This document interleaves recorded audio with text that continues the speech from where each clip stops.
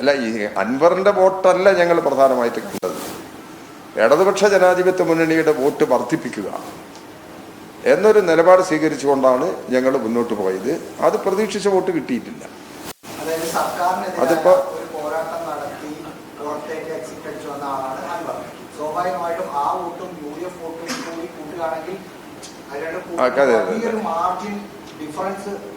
അത് കറക്റ്റാണ്.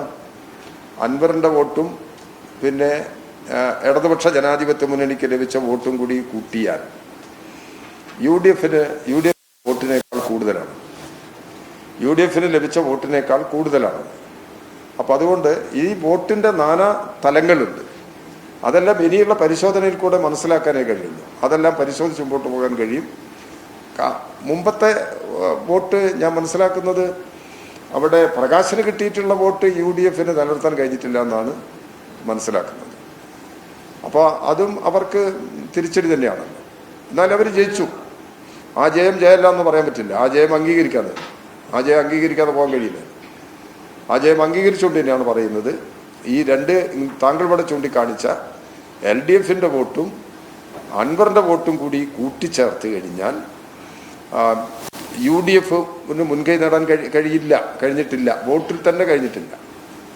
അപ്പം ജനവിധി പൂർണ്ണമായിട്ടും യു ഡി എഫിന് അനുകൂലമാണ് എന്നുള്ള വിശകലനത്തിൽ ജയിച്ചിട്ടുണ്ടെങ്കിൽ പോലും ആ വിശകലനത്തിൽ എത്താൻ കഴിയില്ല. പക്ഷേ ആ ജയം തന്നെയാണ്. ആ ജയം നമുക്ക് എല്ലാവരും അംഗീകരിക്കപ്പെടുന്ന ജയം തന്നെയാണ്. അല്ല, ഞാൻ ഇവിടെ ചോദിച്ച മറുപടിക്കാ പറഞ്ഞത്. ഇവിടെ ഞാൻ എൻ്റെ അഭിപ്രായം പറഞ്ഞതല്ല. ഇവിടെ ഇദ്ദേഹം ചോദിച്ച ഒരു ചോദ്യത്തിനാ പറഞ്ഞത്. ഞാൻ അദ്ദേഹം ചോദിച്ച ചോദ്യം പ്രസക്തമാണ്.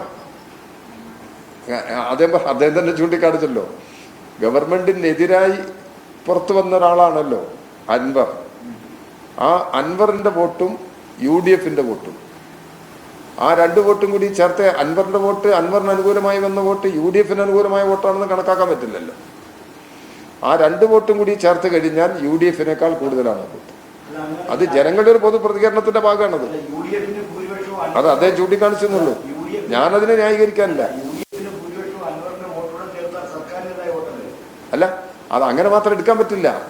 അൻവർ പ്രചരണത്തിൽ ഉടനീളം ഉയർത്തിയത് യു ഡി എഫിനെതിരായ നിലപാട് ഉയർത്തിയിട്ടുണ്ട്, ഇടതുപക്ഷ ജനാധിപത്യ മുന്നണിക്കെതിരായ നിലപാട് ഉയർത്തിയിട്ടുണ്ട് അൻവർ. അതുകൊണ്ട് അൻവറിന് കിട്ടിയ വോട്ടെല്ലാം യു ഡി എഫിന് അനുകൂലമായ വോട്ടാണ് എന്ന് കണക്കാക്കാൻ പറ്റില്ല. ഇടതുപക്ഷ ജനാധിപത്യ മുന്നണിക്കെതിരായ വോട്ടാണെന്നുള്ളതും കണക്കാക്കാൻ പറ്റില്ല. അത് തരത്തിലുള്ള പരിശോധനയിലൂടെ മാത്രമേ നമുക്ക് ആ കാര്യങ്ങൾ വേർതിരിച്ച് കാണാൻ കഴിയൂ.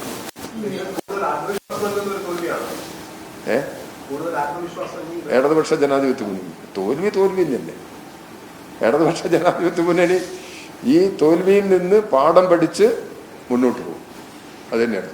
നിലമ്പൂരിന്റെ ഒരു ചരിത്രം നോക്കുകയാണെങ്കിൽ സഖാവ് കുഞ്ഞാലി മാത്രമാണ് ഒരു പാർട്ടി സ്ഥാനാർത്ഥിയായി ജയിച്ചത്. പിന്നീട് അൻവർ ആണെങ്കിലും ഹരിദാസ് ആണെങ്കിലും ആര്യാട് മുഹമ്മദ് ആണെങ്കിലും ടി കെ അംസൊക്കെ ആണെങ്കിലും സ്വതന്ത്രരാണ് വിജയിച്ചത്. അങ്ങനെ ഒരു ചരിത്രം ഉണ്ടായിട്ടും ഒരു സംസ്ഥാന സെക്രട്ടേറിയറ്റ് അംഗത്തെ പാർട്ടി ചിഹ്നത്തിൽ മത്സരിപ്പിക്കാൻ തീരുമാനിച്ചതിന്റെ ഒരു ലോജിക്ക് അല്ല, ഞങ്ങൾ ഈ മത്സരത്തെ തികച്ചും രാഷ്ട്രീയമായിട്ടാണ് കണ്ടത്.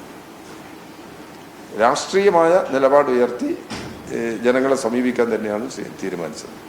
അതുകൊണ്ടാണ് CPIM പാർട്ടി സ്ഥാനാർത്ഥിയെ തന്നെ അംഗീകരിച്ച് തെരഞ്ഞെടുപ്പിൽ നേരിടുന്ന നില വന്നത്. ഞങ്ങളുടെ തുടക്കം മുതൽ അവസാനം വരെ തികച്ചും രാഷ്ട്രീയമായ നിലപാടാണ് ആ തെരഞ്ഞെടുപ്പിൽ സ്വീകരിച്ചത്. അതിൽ നിന്ന് പിന്തിരിഞ്ഞു പോകുന്ന നിലപാട് പല ഘട്ടങ്ങളിലും ഞങ്ങളുടെ നിലപാടിനെ തെറ്റായി വ്യാഖ്യാനിച്ച് ജനങ്ങളെ തെറ്റിദ്ധരിപ്പിക്കാനുള്ള ശ്രമം UDF നടത്തിയിട്ടുണ്ട്. അപ്പോൾ അതിലൊന്നും ഞങ്ങൾ നിൽക്കുന്നില്ല. ഞങ്ങൾ രാഷ്ട്രീയമായ നിലപാട് തന്നെ ഭാവിയിലും ശക്തിപ്പെടുത്തി മുമ്പോട്ട് പോകും എന്ന് തന്നെയാണ് ഞങ്ങളുടെ ഒരു നിലപാട്.